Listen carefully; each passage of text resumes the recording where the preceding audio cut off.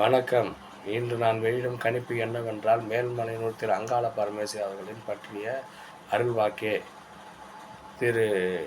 நடிகர் திரு டி.ஆர். அவர்களின் புதல்வர் சிம்பு அவர்களின் கல்யாணத்திற்காக இறைவன் அருளால் என் மனதில் தோன்றிய பரிகாரத்தை நான் இங்கு வெளியிடுகிறேன். மேல்மலையனூர் அங்காள பரமேஸ்வரி ஆசைப்படுகிறார்கள்.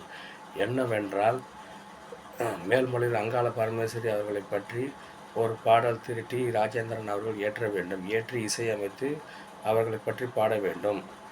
அந்த பாடலை எழுதி பாடினாலே அவருக்கு விரைவில் திருமணம் நடக்கும். இதுதான் அவரின் பரிகாரம். எங்கள் ஊரான காஞ்சிபுரத்தில் வந்து நீங்கள் வழக்கறிஞரிடம் உங்கள் மனுவை வைத்தீர்கள்.